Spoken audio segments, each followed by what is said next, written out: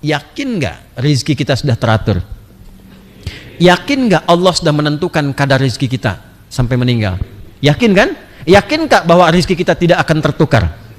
Yakin kan? Sekarang bagaimana membuktikan keyakinan itu dalam perilaku kita? Karena pada prakteknya keyakinan itu nggak nampak. Kalau sudah yakin rezekinya tidak akan tertukar, kenapa harus mengambil rezeki orang lain? Kalau sudah yakin teratur akan diberikan, kenapa harus khawatir? Nah ini problemnya, ngaji lagi. Rukun ketiga, zakat. Zakat itu bukan sekedar zakat, karena nggak mungkin orang zakat kalau nggak ada hartanya. Maka nanti di bab zakat itu diatur cara mencari harta bagaimana, mendapatkannya bagaimana, dengan cara yang baik seperti apa. Kalau sudah terkumpul, diniatkan untuk beramal yang soleh, ada skemanya ini zakat, ada infak, ada sedekah dan seterusnya. Jadi itu pola hidup, menggunakan harta seperti apa. Kalau sudah begitu nikmat dunia ditundukkan. Kalau udah bisa ngatur. Gitu. Nah kalau nggak paham konsep itu, capek nanti hidupnya. Padahal kita yakin hidupnya rezekinya sudah teratur. Nggak akan tertukar. Kok bisa masih khawatir? Saya tuh paling gemes, ya. Ada orang punya Tuhan Allah, Maha Kaya, terus hambanya merasa kurang. Bingung saya itu. Ya, kita itu punya Tuhan Maha Kaya, kita hambanya. Masa merasa fakir? Merasa kurang? Sedangkan Tuhan kita Maha Kaya. Laisa kamitslihi syai', nggak ada yang serupa ya ilustrasinya. Tapi saya beri gambaran, Anda punya pimpinan kaya banget, kerja dengan pimpinan itu, bangga nggak? Bangga, disebut namanya aja udah bangga. Kita punya Tuhan Allah Al-Ghani, Maha Kaya, Maha segalanya, bangga harusnya. Kenapa merasa nggak cukup? Nah, ini yang kita harus pelajari. Pedoman-pedoman ini, turunkan lagi ayatnya, nanti turunkan, dipandu, itu standarnya. Nah standar yang kedua, semakin naik semakin kuat, nanti dilipat gandakan 10 kali lipat sejak di dunia. Yang kedua ini lebih hebat dari yang pertama. Jadi yang pertama itu baru beraktivitas lewat Islam, tangannya berislam, nih pikirannya berislam, tunduk patuh pada ketentuan Allah, lisannya berislam, kakinya berislam. Ya mulai hari ini berubah, coba sholat dulu perbaiki. Ini sebabnya Bu, kenapa sholat itu mulai ditekankan pada anak-anak selagi kecil dan paling ketat. 7 tahun harus sudah disiplin, 10 tahun masih nggak disiplin, berikan pelajaran yang membuat dia mengerti. Ya kalau di orang Arab itu kulturnya diberikan pukulan kecil ringan, bukan pukulan melukai, doroba. Tapi diterjemahkannya memberi contoh yang membuat dia mengerti. Doroba itu asalnya membuat contoh supaya mengerti. Ya, bukan hanya memukul, artinya tidak, membuat contoh supaya orang mengerti. Kata doroba pertama turunannya di Quran surah kedua Al-Baqarah ayat ke-26. Innallaha la yastahyi ayyadriba mathalan ma ba'udatan fama fawqaha. Allah tidak merasa kecil apalagi merasa malu untuk membuat sebuah perumpamaan contoh. Ya, dari nyamuk, dari lalat yang kecil, contoh. Nah, jadi kalau kultur kita di sini misalnya sesuai dengan adat ketimuran, gimana mendidiknya? Anak kecil suka nonton, kalau nggak sholat kurangi tontonannya, jajanannya kurangi, sampai dia benar merasa bahwa sholat itu penting walaupun akalnya belum berfungsi sempurna. Nah apa tujuannya? Supaya saat tumbuh remajanya dan dewasa jadi orang baik karena sudah sholat dari kecil. Saya titip 2 aja kalau anak ingin baik, 2 aja. 1 sholat, 2 Quran, udah selesai. Sholat Quran, sholat Quran. Kalau dari kecil dididik dengan benar, ngajinya benar, sholatnya benar, insya Allah terjaga hidupnya, insya Allah. 2 itu termasuk dunianya, dunia didatangkan.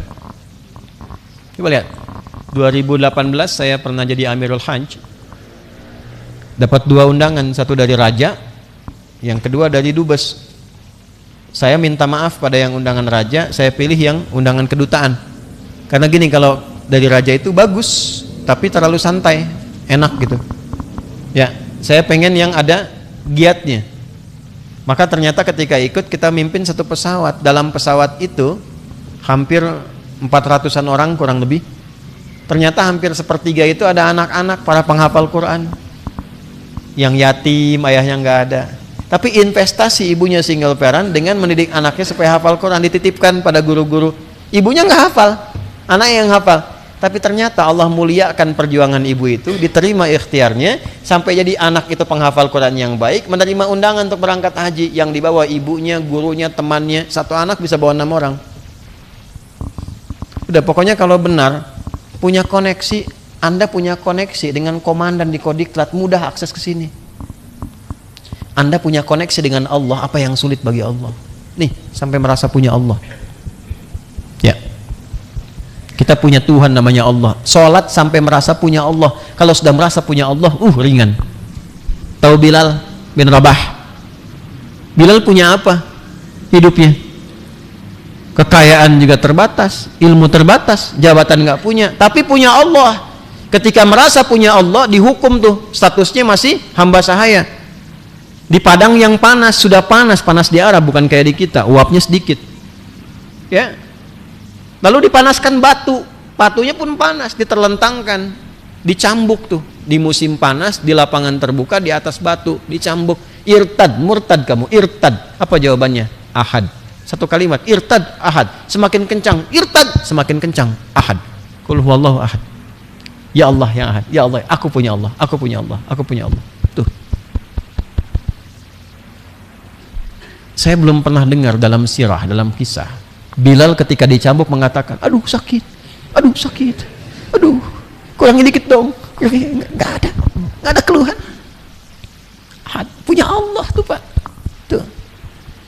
Baru diuji sehari, jalan dulu, supaya dipelajari dulu ini jalannya, nanti kamu kesini, kamu sudah hafal ini, rezekinya belum dapat, kerja belum diterima, sudah ngeluh.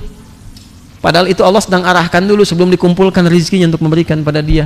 Pada sebuah proyek yang ke depan dia akan pakai lagi tuh jalan-jalan itu. Tuh sampai dapat kita merasa punya Allah begitu. Begitu sudah terasa, Abu Bakar dikirimkan lewat, Abu Bakar diilhamkan lewat. Ditebus, jadi orang merdeka, jadi orang hebat, punya Allah begitu. Itu ya, latihan tuh, sholat sampai begitu, konektivitasnya kuat. Nah, ini kalau sudah seperti ini, insya Allah jadi orang baik. Nah, di Indonesia itu yang pintar sudah banyak. Kita butuh yang baik sekarang, pintar dan baik, pejabat yang baik.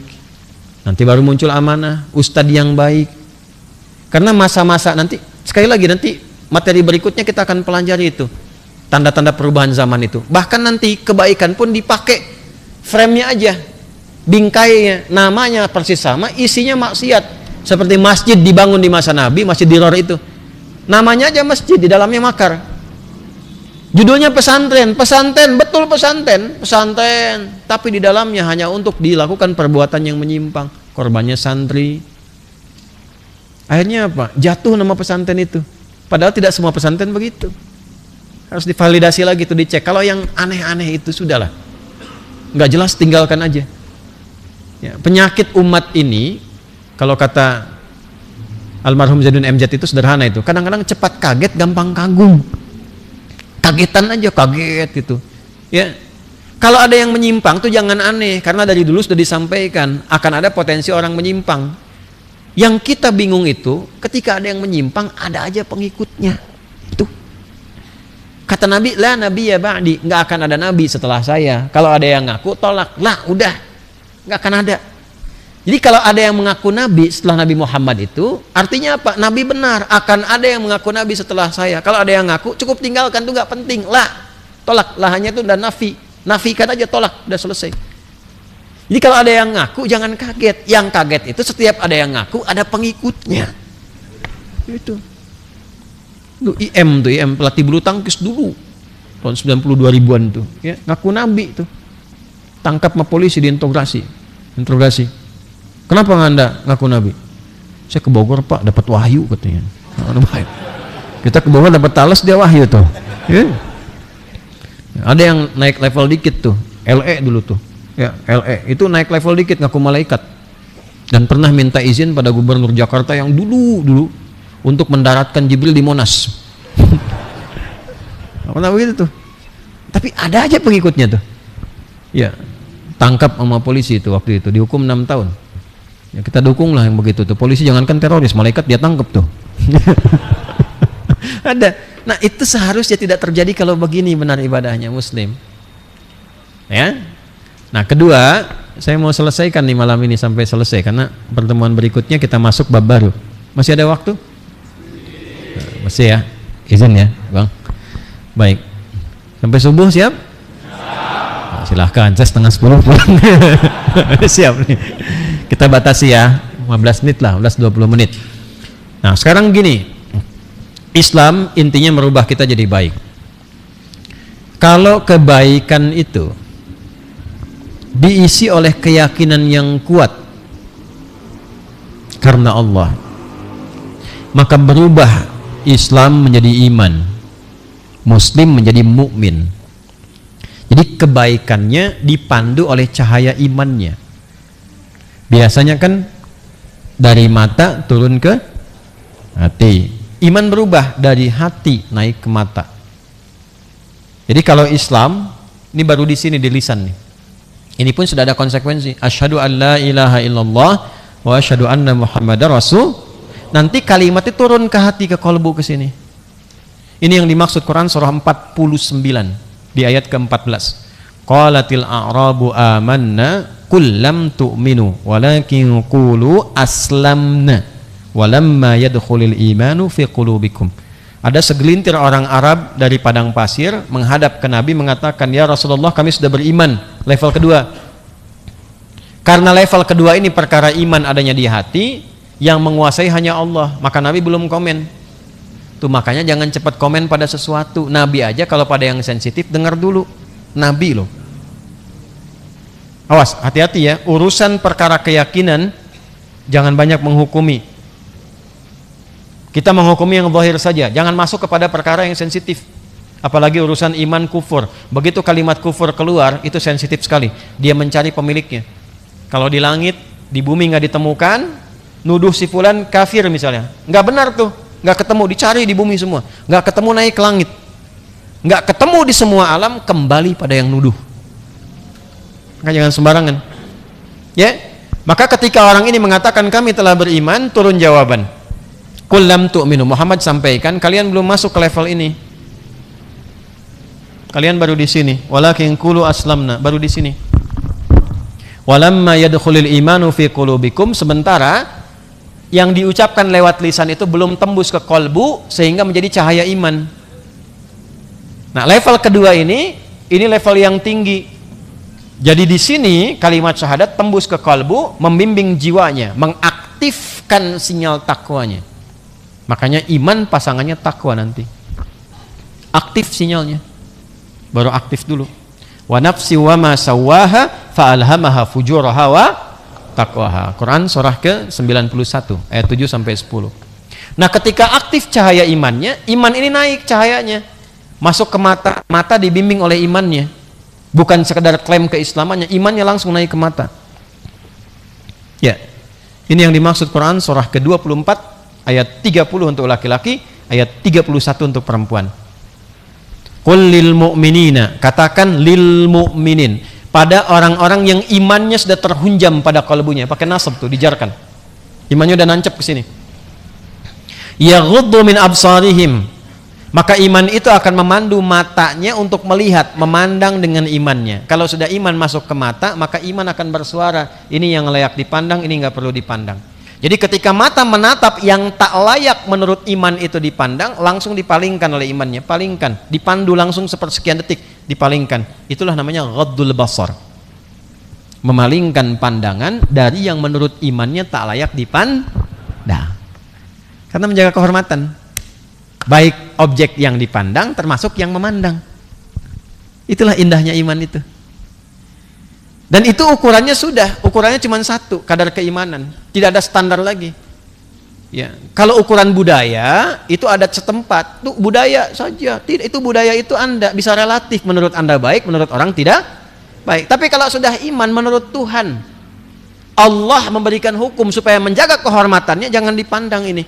Kalau dipandang, dia merasa itu budaya, tapi nanti kamu rusak tuh. Kebawa jadi pikiran, setan memainkan ke situ. Masuk ke nafsu, nafsu aja sudah bahaya. Yang paling bahaya lagi, setan menunggangi nafsu, itu paling bahaya. Nafsu itu kan tipikalnya ingin selalu didapatkan. Anda masuk ke sini tuh udah ngincar sate depan, sate itu.